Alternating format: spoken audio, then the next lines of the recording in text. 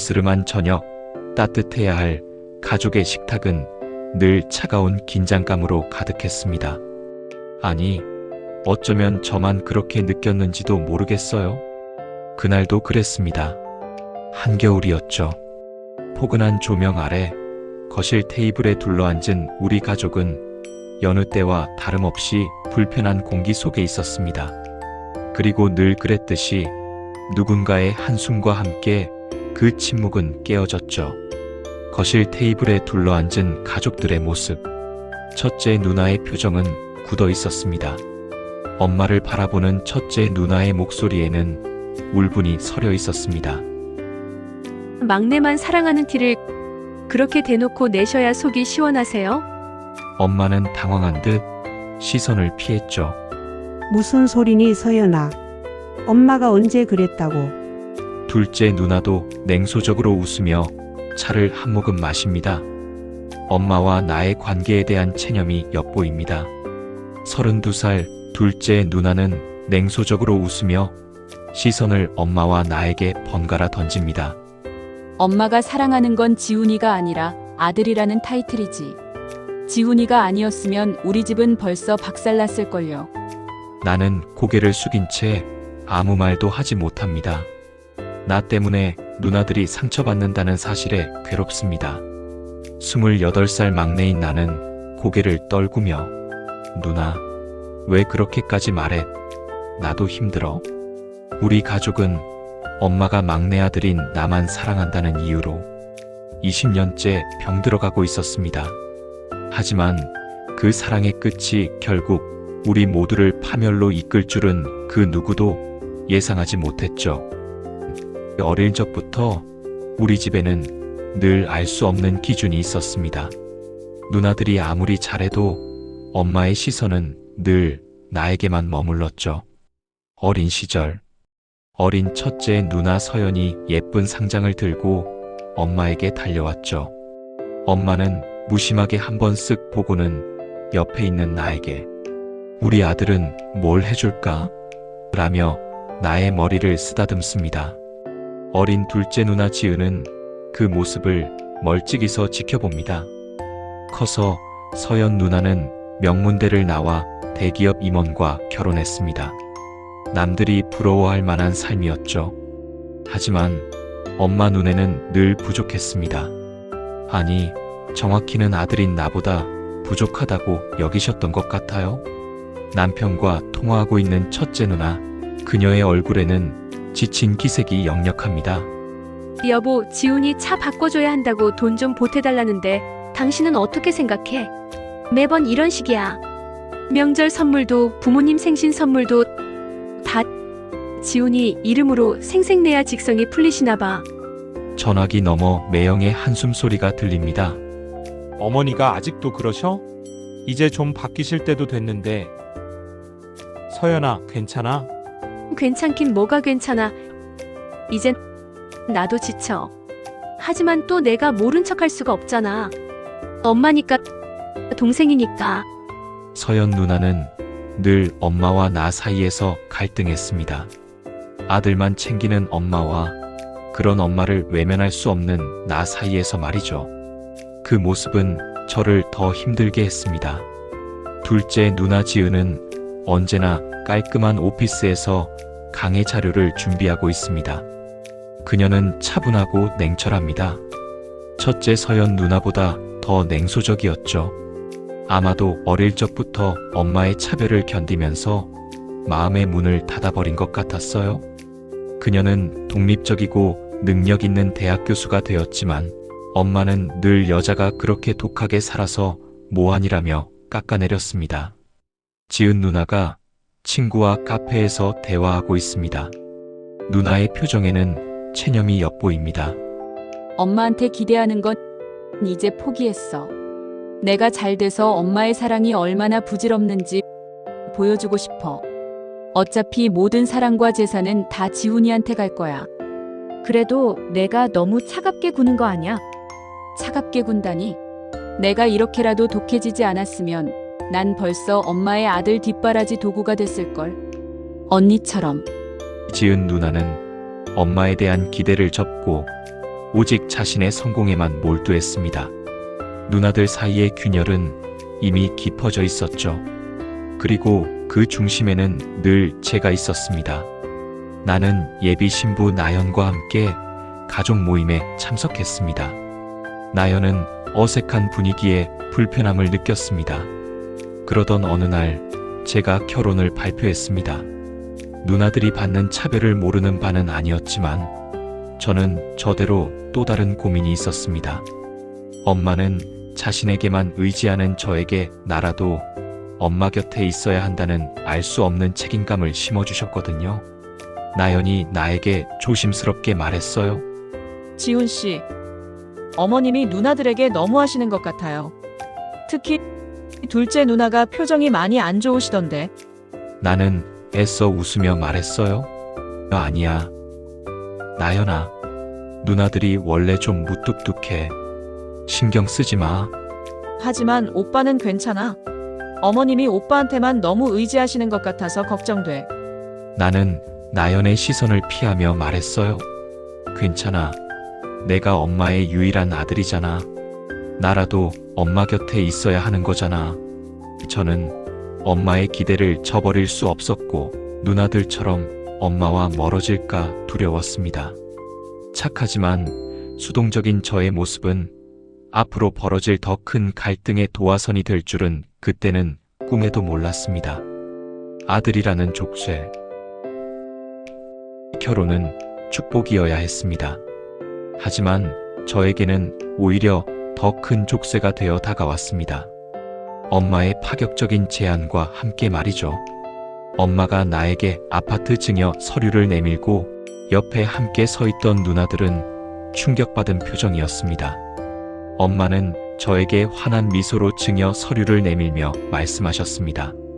지훈아, 엄마가 너 결혼 선물로 강남 아파트 줄게.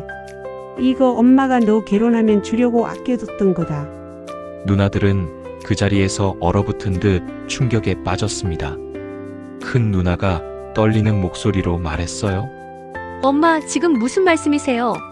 그 아파트가 어떤 아파트인 줄 아세요? 그걸 다 지훈이한테 준다고요. 내 재산 내 아들한테 주겠다는데 무슨 말이 많아. 너희들은 이미 시집 잘 갔잖아. 뭘 더 바라는 거야? 둘째 지은 누나는 냉소를 넘어 분노가 서린 표정으로 말했지요. 엄마의 이기심 때문에 우리 가족은 이렇게 망가졌어. 아들이라는 이유로 모든 걸 몰아주는 게 정말 사랑이라고 생각하세요? 그래, 내가 아들에게 준 게 뭐가 잘못인데. 내가 번 돈 내 아들에게 주겠다는데 너희가 왜 이래라 저래라야.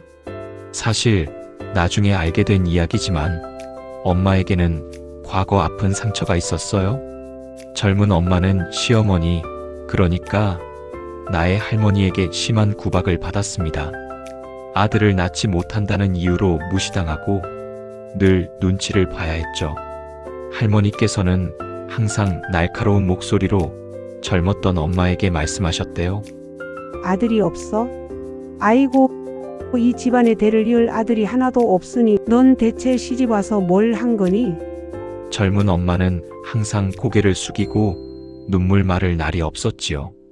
엄마는 그때 깨달았습니다. 아들 하나만 있었어도 당신이 그렇게 무시당하지 않았을 텐데 라고 말이죠. 아들을 낳지 못하면 이 집안에서 당신은 아무것도 아니라고. 그래서 아들을 낳았을 때 모든 걸 주고 싶어 하신 거라고. 그게 당신을 지키는 길이라고 생각하신 거죠. 며칠 전에도 아파트 증여 문제로 아내 나연과 격렬하게 다투었습니다. 지훈 씨, 이 아파트 팔아서 우리 새로운 시작해요. 누나들이 얼마나 상처받았는지 몰라. 어머님이 오빠한테만 몰아주신 건 사랑이 아니라 의존이야. 아들이라는 타이틀이 필요했던 것뿐이라고. 무슨 소리야? 엄마가 나한테 주신 건데 내가 어떻게 함부로 팔아? 그럼 평생 어머님 그늘에서 벗어나지 못하고 살 거야. 이대로 가다간 누나들하고도 연 끊게 될 거라고. 나연이의 말은 비수처럼 제 가슴에 박혔습니다. 저는 그제야 제가 외면했던 진실을 마주하게 되었죠. 엄마의 사랑은 저를 위한 것이 아니라 엄마 자신을 위한 것이었다는 것을요. 결국 저는 결단을 내렸습니다. 나는 엄마에게 아파트를 돌려드리겠다고 말씀드렸습니다. 엄마는 나의 말에 큰 충격을 받고 비틀거리며 쓰러졌습니다. 엄마가 쓰러지셨다는 소식에 모두 병원으로 달려왔습니다. 어쩌면 우리에게는 그 시간이 필요했는지도 모르겠습니다. 서로에게 말하지 못했던 진심을 털어놓을 마지막 기회였으니까요. 엄마는 병실 침대에 누워있고 세 남매가 침대 주변에 모였습니다. 모두의 얼굴에는 걱정과 슬픔이 뒤섞여 있습니다. 큰 누나 서연이 먼저 입을 열었습니다. 엄마, 저는 평생 엄마의 기대에 부응하려고 발버둥 쳤어요.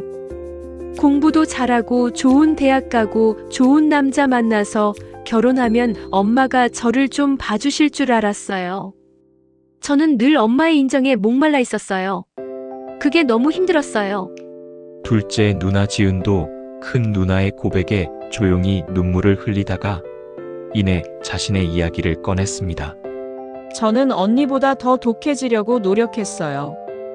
엄마의 사랑을 갈구하는 게 얼마나 부질없는 짓인지 알았으니까요. 엄마한테 기댈 바에는 차라리 혼자서 모든 걸 해내는 게 낫다고 생각했어요. 그래서 더 외로웠어요. 엄마한테 사랑받고 싶지 않은 게 아니었어요. 그냥 상처받기 싫어서 먼저 포기한 거였어요. 누나들의 고백에 엄마는 눈을 감은 채 조용히 눈물을 흘렸습니다. 나는 두 누나를 보며 나의 죄책감을 털어놓았습니다. 누나들 미안해. 나도 알아. 누나들이 얼마나 힘들었는지. 엄마가 나만 챙길 때마다 나는 죄책감에 시달렸어. 내가 이렇게 특별 대우받는 게 누나들한테 너무 미안해서 하지만 또 엄마를 외면할 수도 없었어. 내가 엄마의 유일한 아들이었으니까 이기적이었던 거 알아. 미안해. 엄마는 천천히 눈을 떴습니다. 엄마의 눈에는 뒤늦은 후회와 누나들에 대한 미안함이 가득했습니다. 서연아, 지은아, 엄마가 정말 미안해. 너희를 사랑하지 않은 게 아니었어. 그냥 엄마가 사랑받고 싶었나 봐. 아들을 낳아서 나도 이 집안에서 인정받고 싶었을 뿐이야. 그게 너희에게 이렇게 큰 상처가 될 줄은 정말 몰랐다. 미안해. 엄마가 너무 어리석었어. 우리 세 남매는 엄마의 진심 어린 눈물을 보며 그동안 쌓였던 모든 오해와 감정의 앙금을 풀어냈습니다. 나는 엄마의 손을 잡고 누나들도 나의 어깨에 손을 올렸습니다. 엄마, 이제 괜찮으세요? 우리 함께 이겨낼 수 있어요? 누나들도 저도 이제 엄마 이해할 수 있을 것 같아요. 우리 삼남매는 서로의 손을 잡고 엄마를 위로했습니다. 병실에서의 고백은 우리 가족에게 새로운 시작을 알리는 신호탄이었습니다. 엄마는 아파트를 되돌려받고 우리는 각자의 자리에서 새로운 꿈을 꾸기 시작했습니다. 나는 엄마의 아파트를 담보로 대출을 받아 작은 카페를 창업했습니다. 더 이상 엄마의 기대를 짊어지지 않고 온전히 제 힘으로 무언가를 일궈내는 기쁨을 깨달았죠. 서연 누나는 오랜 꿈이었던 베이킹 클래스를 열었습니다. 더 이상 엄마에게 인정받기 위한 노력이 아니라 온전히 자신의 즐거움을 위한 일이었죠. 누나의 빵에서는 진정한 행복의 향기가 나는 듯 했습니다. 둘째 지은이 누나는 세미나에서 가족관계에 대한 강의를 하고 있습니다. 지은이 누나의 표정은 예전보다 훨씬 부드럽고 따뜻해 보입니다. 지은 누나는 자신의 경험을 바탕으로 가족관계에 대한 상담 프로그램을 시작했습니다. 그녀는 다른 가족들이 우리처럼 아파하지 않도록 진심으로 돕고 싶어 했습니다. 엄마의 그늘에서 벗어나 우리는 각자의 빛을 찾아가고 있었습니다. 요즘 엄마가 작은 텃밭에서 직접 채소를 가꾸고 있습니다. 엄마의 얼굴에도 평온한 미소가 항상 함께합니다. 엄마 역시 변했습니다. 더 이상 아들이라는 타이틀에 매달리지 않고 세 자녀 모두를 동등하게 사랑하는 법을 배우셨죠. 이제 엄마의 눈빛은 저희 모두에게 따뜻하게 머물렀습니다. 어느 날 나의 카페에서 우리 세 남매가 모여 웃으며 커피를 마셨습니다. 예전의 불편함은 사라지고 편안함과 애정이 가득 느껴졌죠. 지훈아, 카페 대박 난다더니 정말이네. 나중에 베이킹 클래스에서 만든 빵 납품해줄게. 언니, 내가 가족 상담 프로그램에 쓸 케이크는 주문할게. 우리 모두 잘 돼서 좋다. 누나들도 나도 엄마도 모두가 행복해졌어. 이게 진짜 가족인 것 같아. 시간이 흘러 우리는 각자의 자리에서 행복을 찾아가고 있었습니다. 그리고 엄마도 비로소 세 자녀 모두를 동등하게 사랑하는 법을 배우셨죠. 돈과 차별이 아닌 진정한 사랑과 이해가 가족을 하나로 만드는 힘이라는 것을 알게 되었습니다. 우리 가족은 새로운 역사를 써내려가고 있었습니다. 엄마의 편애는 우리에게 깊은 상처를 주었습니다. 하지만 역설적이게도 그 상처는 우리를 하나로 모으는 계기가 되었습니다. 뼈아픈 진실을 마주한 후에야 우리는 비로소 진정한 가족의 의미를 깨달을 수 있었으니까요. 이제 우리는 압니다. 진정한 가족은 피로 맺어진 관계만을 의미하는 것이 아니라는 것을요. 진심 어린 사랑과 깊은 이해, 그리고 서로를 향한 존중이 있을 때 비로소 우리는 가족이라는 이름 아래 하나가 될 수 있다는 것을요. 당신에게 가족은 어떤 의미인가요? 이 이야기가 여러분의 가족에게도 진정한 행복의 의미를 되새겨보는 작은 계기가 되기를 바랍니다.